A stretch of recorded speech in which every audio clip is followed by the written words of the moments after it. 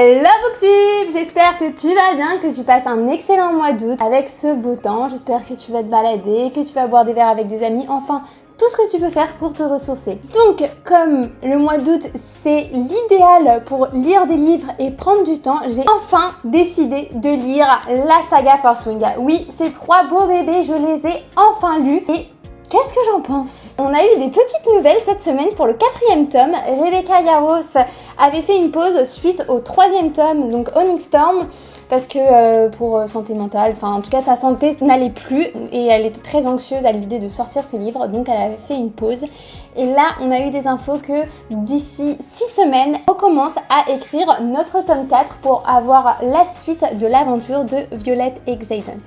À savoir qu'au départ, cette saga devait être une trilogie et donc n'avoir que 3 tomes. Et malheureusement, je trouve qu'à certains moments, on le sent. Enfin, en tout cas, j'en parlerai plus quand je vous débrieferai chacun de ces tomes. Alors, je ne sais pas si tu as vu, mais j'ai d'autres réseaux. À part YouTube, j'ai aussi TikTok et Instagram. Et sur Instagram, on a passé le palier des 3000 abonnés. Donc pour ça et pour vous remercier, j'ai voulu faire un concours sur les Book Nook. Donc voici les 2 lots à gagner. Ce sont des Book Nook. Donc je ne sais pas si tu connais le concept, c'est des maquettes en bois à faire où vous pouvez avoir une ambiance à l'intérieur et même mettre des lumières, etc. Donc de toute façon vous avez tout le kit à l'intérieur.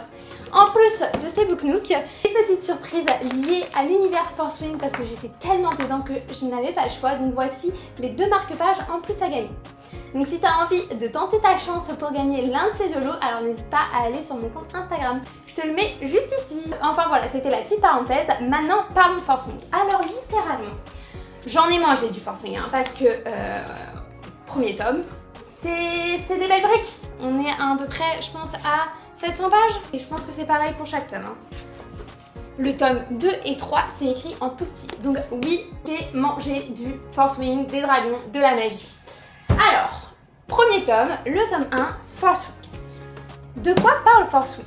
Alors, dans ce tome, nous allons suivre l'aventure de Violette Serengil. Elle a toujours cru qu'elle allait devenir scribe et marcher dans les pas de son père, parce que déjà c'est là où elle avait le plus de facilité, et aussi elle a une condition physique très mauvaise, dans le sens où elle se casse vite le bras, la cheville, et elle a des problèmes aux ligaments.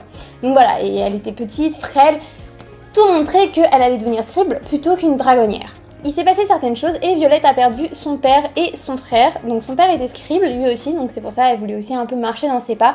Le frère de Violette était dragonnier, la sœur de Violette est dragonnière et sa mère est dragonnière et en plus une générale, donc vraiment très haut placée. Alors elle est vraiment très importante dans tout ce qui est la partie militaire. Comme malheureusement dans cette famille ils ont perdu le père et le frère, le père a été chamboulé on va dire et a décidé que toutes ses filles devaient devenir dragonnières parce que si tu t'appelles Serengil, t'as pas le choix. Donc du jour au lendemain, Violette se retrouve à devoir passer l'examen pour entrer dans l'école pour devenir dragonnière. Entrer à l'académie, il y a déjà une épreuve mortelle et ensuite tu peux mourir aussi tous les jours à l'académie. Donc vraiment c'est... Elle la lâche dans la fosse au lion en mode tu n'as plus le choix. Donc du jour au lendemain, donc elle va devoir commencer à s'entraîner parce que bon, la sélection c'est demain. On va suivre Violette à travers les épreuves qu'elle va devoir vivre. Ce livre, il commence directement dans l'action. Enfin vraiment, on est tout de suite face à Violette qui est lancée dans le bain, qui va essayer de survivre. Mia, sa sœur, va l'aider en lui partageant toutes ses connaissances. Elle va aussi se faire des amis pendant l'épreuve. Elle va se faire des amis à l'académie. Elle va retrouver des anciens camarades comme un certain Dean. Et elle va aussi découvrir un certain Xaden. Alors lui, on l'aime beaucoup. Alors, Xaden, qui est le 2e protagoniste de cette histoire. Donc, à savoir que cette histoire, c'est un Enemies to Lovers. Donc, Xaden est plus vieux que Violette. Et à savoir que c'est dans un temps de guerre. Et il y avait des gens qui étaient considérés comme des ennemis, comme des traîtres. Et ils ont tous été exécutés. Sauf les enfants, bien sûr, parce que tu n'as pas apporté les crimes que ton père ou tes parents ont fait, donc les enfants ont survécu, mais ils ont pour obligation de devenir dragonnier. Donc bon, c'est les accepter, mais à moitié, parce que bon, comme on sait que devenir dragonnier c'est mortel, voilà. Mais bon, voilà, donc Xaden vient des traîtres, donc voilà, il y a une certaine rancœur entre les deux, parce que Violette est la fille de la générale qui a autorisé ce massacre. Donc voilà, tu comprends l'animosité entre les deux. Ensuite, il va y avoir tout un petit quelque chose grâce au dragon. J'ai beaucoup aimé cette histoire, sinon je me serais pas mangé les 3 tomes, ça c'est sûr. Par contre, il y a des petits défauts. Déjà, la traduction, j'ai trouvé qu'il y avait certains défauts, malheureusement. Mais bon, ça au pire, vous pouvez lire en anglais. Et j'ai trouvé qu'il y avait des petites incohérences. Donc, on est en temps de guerre. Beaucoup de personnes veulent devenir dragonnier parce que si t'es dragonnier, c'est vraiment le truc le plus prestigieux que tu peux avoir, que tu peux faire dans cet univers. Donc vraiment, c'est la crème de la crème. Donc beaucoup de gens se préparent, sauf que déjà, pour entrer dans l'académie, il y en a énormément qui meurent. Ensuite, dans l'académie, chacun devient un ennemi, donc tu peux encore mourir. Et en fait, le truc, c'est que t'es en temps de guerre, donc les ressources sont importantes. Je peux comprendre que pour entrer dans l'académie, il y a une épreuve de sélection. Mortel, bon, d'accord, si on veut, mais au sein de l'académie, pour moi, c'était pas utile. Oui, on peut faire des combats, qu'il peut y avoir un classement entre les élèves, on sait qui est le plus fort, on sait qui est le plus faible, mais un des plus faibles pourrait se reconvertir, aider différemment, en devenant guérisseur, en devenant autre chose. D'accord, tu as essayé, tu peux pas, tu le savais pas que dragonnier c'était pas fait pour toi, bah voilà, enfin, du coup, vraiment, en temps de guerre, toutes les ressources sont importantes, donc je ne comprends pas pourquoi il faut tous les tuer et pourquoi la mort est facile. Ensuite, donc bien sûr, il y a une fin qui te donne envie de lire le tome 2. Donc, Iron Flame.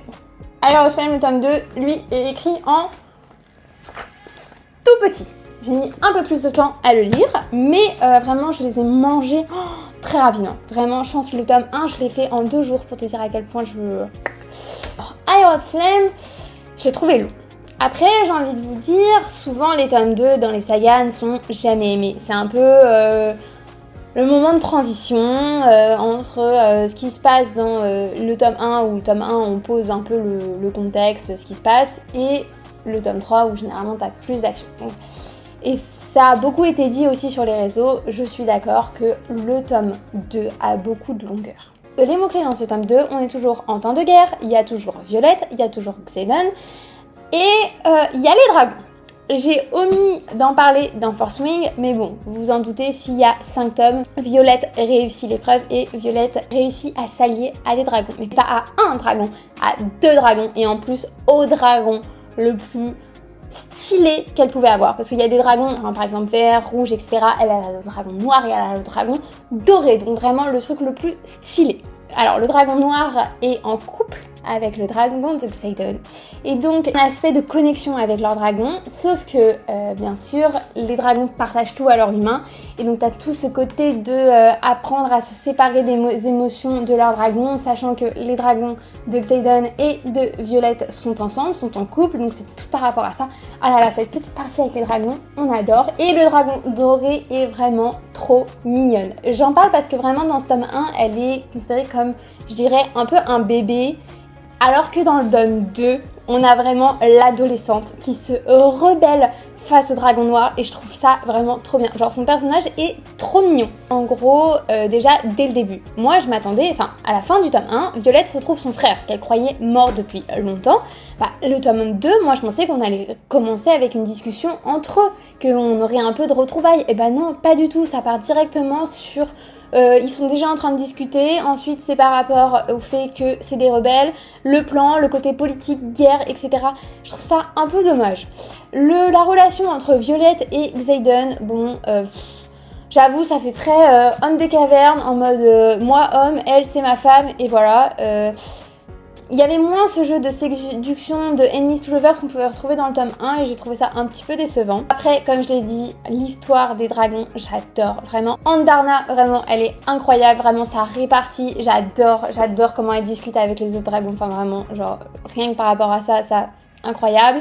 Dean, un personnage que j'avais envie de claquer, je pense, tout le tome 1, se rachète un petit peu. J'avoue, moi, je l'aime toujours pas Dean dans le tome 2, mais voilà. Je laisse couler, c'est pas grave. Il y a aussi d'autres personnages qui apparaissent, d'autres personnages secondaires, bon, voilà. Mais c'était long. Après, j'ai bien aimé le fait qu'on retrouve un peu la patte du premier tome, dans le sens où là, Violette est en 2e année du coup dans l'école pour devenir dragonnienne. Donc on a tout ce côté un peu cours, les cours pareils, les cours d'autodéfense, les cours de vol, etc. Par contre, la scène de torture, non. Ça pour moi, j'étais pas d'accord. Par contre, moi, j'ai des questions. Clairement, dans ce tome 2, donc on apprend par rapport aux guerres, par rapport aux venins, donc les méchants, etc. J'ai pas compris en quoi c'était mal que, donc là c'est full spoil, hein, mais j'ai pas compris en quoi c'était mal que Xaden puise la magie de la terre et devient venin. En fait, je comprends pas en quoi c'est mal d'être venin. J'ai beaucoup d'interrogations par rapport à ça, j'espère qu'on aura beaucoup plus de réponses. Après, Jack, venin, ok, ça, y a pas de souci. Mais Xaden, j'ai du mal à comprendre en quoi c'est mal. Donc voilà, si t'as un peu mieux compris, j'avoue, je voudrais bien une petite explication parce que j'avais beaucoup de questions à la fin de ce tome. Donc j'attendais le tome 3 avec impatience pour me dire est-ce qu'on en apprend plus. Le tome 3, Onyx Storm. Alors là, déjà, les 100 premières pages, j'ai rien compris. Je me suis accrochée parce que je me suis dit, je veux quand même le fin de mot de cette histoire pour Violette et Xaden, je veux savoir. Donc, j'ai continué à lire, mais je vous avoue, il y a trop d'informations, trop de royaumes, de personnages dans la tête de certains personnages. J'étais en mode genre, c'est qui déjà cette personne? De lieux, de monde, enfin vraiment, c'était trop. Après, faut savoir, on reste un peu dans l'idée, il y a toujours cette notion de mission, de guerre, et Violette a une quête parallèle, bon cette fois-ci c'est pas le côté rebelle, etc., mais c'est le côté où elle veut trouver un remède pour Xaden, parce que bien sûr il est devenu venin. Un truc bien dans ce tome, c'est les personnages secondaires. Je me suis beaucoup plus attachée aux personnages secondaires que dans les autres tomes. Super bien développés et ils ont vraiment un humour, on est vraiment beaucoup plus attachés à eux. Adoré, Imogen, Garrick, enfin voilà, vraiment je trouvais ça trop bien par rapport aux personnages secondaires. Maintenant, l'histoire de Xaden et Violette. Bon, il y a de nouveau quelque chose qui font qu'ils ne peuvent pas être ensemble, qui sont limite enemies to lovers. Bon, il est devenu venin, c'est considéré comme l'espèce ennemie numéro 1. J'avoue, déjà, c'est un peu mieux que dans le tome 2 de pourquoi ils peuvent pas être ensemble. Bon voilà, il y a tout ce côté quête, de trouver la 7e espèce, d'être venin, trouver le remède, mais vraiment, comme dans le livre, Xaden sait se contrôler, il sait contrôler le pouvoir du venin, il n'est pas méchant, il n'est pas mal, il fait pas de mal à Violette. J'ai vraiment du mal à comprendre en quoi c'est mal, donc si tu l'as compris, n'hésite surtout pas à me le dire en commentaire, parce que si tu veux, enfin les quêtes dans les grandes lignes de ce tome, c'est trouver le remède pour Xaden, trouver des dragons de la même espèce qu'elle, et tout ce qui est le côté politique. Mon avis, voici ce que j'en ai pensé pour le début de la saga Fourth Wing, donc les 3 premiers tomes. J'ai hâte d'avoir le tome 4 et le tome 5 pour avoir plus d'éléments, mieux comprendre l'univers parce qu'il y en a vraiment beaucoup de monde, de politique, etc. Donc j'ai hâte d'avoir plus d'éléments et puis voir où va aller l'histoire de Xaden et Violette et surtout de leur dragon. En tous les cas, j'ai envie de te dire avec le tome 1, c'est celui où on s'attache le plus à l'univers que on s'attache plus aux personnages. Donc vraiment, si tu commences avec le tome 1, tu vas être mordu et tu vas pouvoir lire la suite des tomes. Je ne sais pas si tu le sais, mais Rebecca Yarros a la même maladie que Violette et je trouve ça trop bien qu'elle se soit inspirée de ses problèmes de santé pour le mettre dans cet univers et pour montrer que même si t'en as, même si t'es considéré comme le plus faible, bah non, en fait, t'en as dans le ventre et tu peux te défendre et j'ai trouvé ça vraiment trop bien d'avoir cette info. Donc je sais pas si tu le savais, mais voilà, au moins je te la donne. J'espère que cette vidéo t'a plu, n'hésite pas à liker, commenter, me dire ce que toi tu en as pensé de cette saga de Fourth Wing pour le moment et si tu attends le tome 4 avec impatience. Et si tu as d'autres livres en romantasy à me conseiller, je suis partante. Je t'avoue que moi c'est la première saga romantasy que je lis. Je sais qu'on m'a conseillé de lire Powerless. Est-ce que tu es d'accord avec ça ou pas? En tout cas, si t'en as d'autres, n'hésite pas à me le mettre en commentaire. Et moi, je te fais des bisous pour une prochaine vidéo book.